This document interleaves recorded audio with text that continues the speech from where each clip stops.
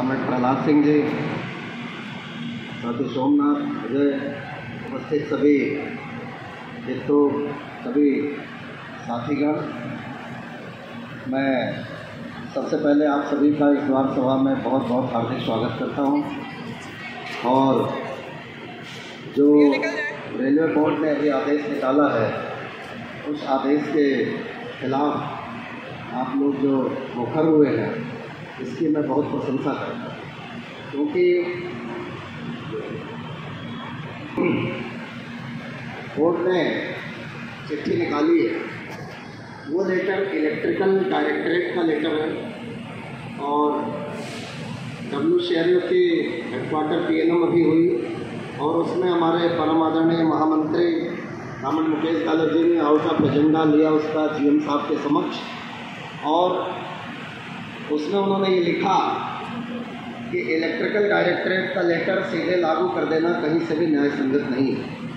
अगर स्टाफ को कम करने का सवाल है, स्टाफ की यार्डस्टिक कम करने का सवाल है, जहां बेंचमार्किंग सब का सवाल है, ड्यूटी में कोई चेंजेस हैं, तो इस तरह के लेटर इस्टेब्लिशमेंट डायरेक्टरेट से पर्सनल डिपार्टमेंट की सहमति से लागू किए जाने चाहिए, निकाले जाने चाहिए, जैसा कि पहले होता आ रहा।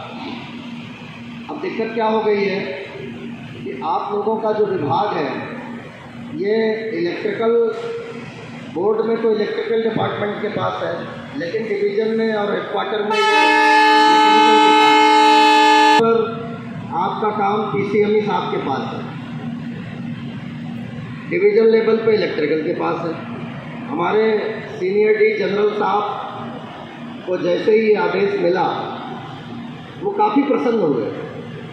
उनको लगा कि ये उनकी जीत है, और जहां आप लोगों ने यहाँ बैठ करके 7-8 दिन भूख हड़ताल चलाई थी, महिलाओं तक ने भूख हड़ताल में भाग लिया था, और उसके बाद ये तय हुआ था कि सोमनाथ एक्सप्रेस में एक रेलवे का स्टाफ दिया जाए और 1+1 में चलाया जाए, और बाकी की गाड़ियों में एक एक करके जैसे जैसे लोग मिलते जाएंगे, हम चलाते जाएंगे, तब तक जो है ठेकेदार का एक हेल्पर उसमें दिया जाएगा। और इसी तर्ज पर काम भी चलता रहा। एक गाड़ी में उन्होंने रेलवे स्टाफ कर दिया और बाकी की गाड़ियों में कॉन्ट्रैक्टर के लोग थे। इसी बीच में बोर्ड ने एक चिट्ठी दे दी जिसमें ये कहा LHV कोच है तो 12 कोचों पर एक एस्कॉर्टिंग स्टाफ, और अगर आपका ICF कोच है जो सेल्फ जनरेशन कोर्स है SG कोच, तो उसमें 6 कोचों पर एक स्टाफ रहेगा। और उनको तो ये बिल्कुल जन्नत मिल गई। उन्होंने मंडल सचिव को फ़ोन किया कि यार ये इस तरह का बोर्ड का लेटर आ गया, इसको लागू करना है, बात कर लीजिए। मंडल सचिव ने साफ इनकार कर दिया कि नहीं, हम इस लेटर को बिल्कुल कतई मानते नहीं और इसको लागू नहीं होने देंगे। लेकिन फिर भी उन्होंने जल्दबाजी में आकर के, और एक नोटिस मैंने सुना है कि 1 मार्च से लागू करने का उन्होंने काम किया है। जो ठेका वेका है वो भी कैंसिल कर रहे हैं। इस तरीके का काम उनका है, क्योंकि इससे इन लोगों की CR अच्छी होती है। आप काम के बोझ तले दबे रहो, आपकी सुख सुविधाओं की कोई चिंता नहीं है और चीज़ों का कोई परवाह नहीं है, लेकिन कर्मचारी कम करने के लिए अगर कोई आदेश आ गया तो वो सबसे पहले लागू करने का काम है। अब मैं आपको थोड़ा सा उसी लेटर में लिखी हुई और चीज़ों की जानकारी देना चाहता हूँ। उसी लेटर में एक जगह और भी है, और उसके बाद एक चिट्ठी भी आई कि एस्कॉर्टिंग स्टाफ को एड पर रनिंग रूम, जैसे लोको पायलट गार्ड का रनिंग रूम होता है, उस तरीके के रुकने की व्यवस्था की जाए, चाहे रनिंग रूम में जोड़ी जाए, चाहे अलग से बनाया जाए। उस पत्र पर अभी ध्यान नहीं है, वो भी पत्र है रेलवे बोर्ड का है, उस पर अभी किसी का ध्यान नहीं है कि इनके रुकने की, ठहरने की 70-70 घंटे, 80-80 घंटे, 50 घंटे, 60 घंटे कंटिन्यूएशन में आदमी ड्यूटी करता है। उसको बैठने की, सोने की कहीं कोई सीट की व्यवस्था नहीं है, कोई ईयर मार्क नहीं है सीट, लेकिन उसको रुकने ठहरने के लिए या उसे OT न देना पड़े या उसके लिए कोई अन्य सुविधाएं न देनी पड़े और एक आदमी को लगातार रगड़े रहें, ये अभी उनका जो है वो कार्यक्रम चल रहा है। उसी चिट्ठी में लिखा है कि नॉन AC कोचों को नहीं करेगा। उसी लेटर में लिखा है, जो लेटर आपका 12 LHV वाला है, उसी लेटर में यह भी लिखा है कि नॉन AC कोचों को अटेंड नहीं करेगा। लेकिन आप लोग बताइए, क्या अभी तक ऐसा कोई है गाड़ी जिसमें नॉन एसी कोच अटेंड न कराया जाता हो? बराबर कराया जाता है, मैसेज दे करके कराया जाता है। तो इनका क्या है कि जो उनके फायदे की चीज़ है उसमें रेलवे बोर्ड की मानेंगे, और जो आपके फायदे की चीज़ है उसमें रेलवे बोर्ड की भी नहीं मानेंगे। दोनों तरफ चलने वाला काम है। तो हमारा कहना यह है कि रेलवे बोर्ड ने लिखा, पत्र जारी किया। पहली बात तो एस्टेब्लिशमेंट डायरेक्टरेट से नहीं है। दूसरी बात कि हमारा फेडरेशन AIRF ने तुरंत उसके जवाब में एक पत्र रेलवे बोर्ड को दिया, और उसमें उन्होंने लिखा कि यह संभव नहीं है, 12 LHB कोच में एक आदमी चलाना संभव नहीं है, और उस पर कार्रवाई हो रही है। इस बीच में इधर इनकी जल्दबाजी ऐसी है कि इन्होंने जो है वो आदेश निकाल दिया।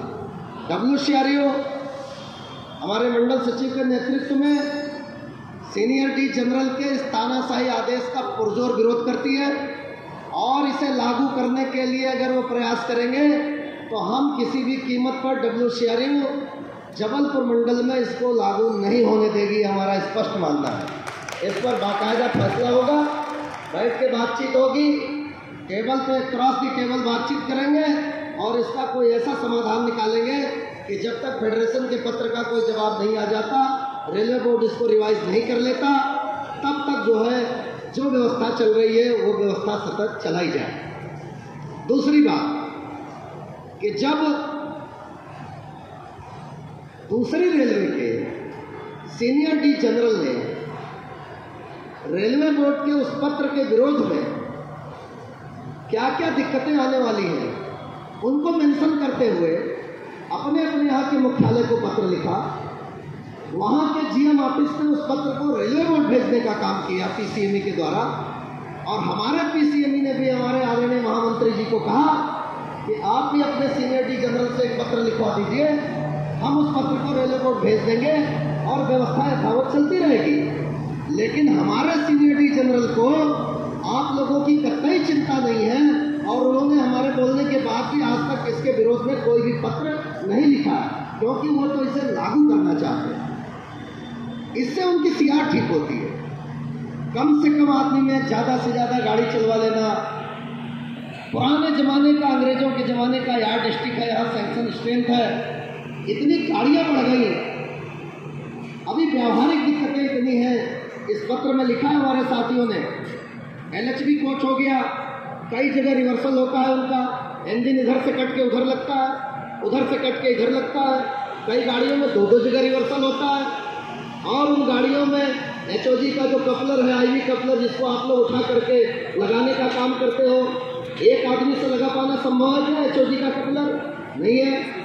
अल्टरनेटर फेल होते हैं आपके, 50-50 किलो के अल्टरनेटर, उनको निकालना उतारना, केबल लेके जाना, अगर फॉल्ट आ गया केबल में, एक कपलर से दूसरे कपलर में केबल लगाना, ये काम अकेले अटेंडेंट का बसता है, आपके मैकेनिक के बसता है, और जो AC कोच में अटेंडेंट रहते हैं वो इनके सुनते नहीं है। वो क्यों सुनेंगे? वो दूसरे काम के लिए लगाए गए हैं, उनका ये काम नहीं है।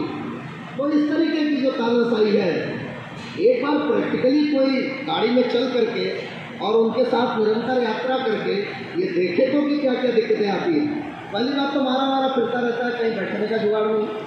WCRO ने PNM आइटम लिया, हमारे मंडल सचिव ने इस बात पर ज़बरदस्ती जोर दे करके हेडक्वार्टर में डिवीजन में PNM आइटम लिया कि हमारा जो AC कोच है उस AC कोच को पावर कार के साथ जोड़ दीजिए।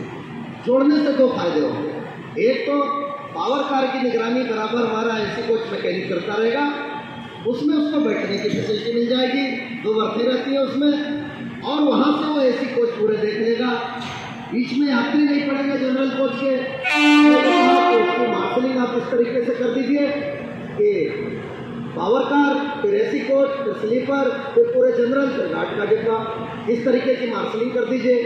तो वो कह रहे हैं अरे ये मार्शलिंग तो रेलवे बोर्ड का काम है। हमारे DRM साहब ने उसका अप्रूवल दे दिया, लेकिन डिपार्टमेंट वो मार्शलिंग कराने को तैयार नहीं है, जिससे आप लोगों को राहत मिलने का काम हो।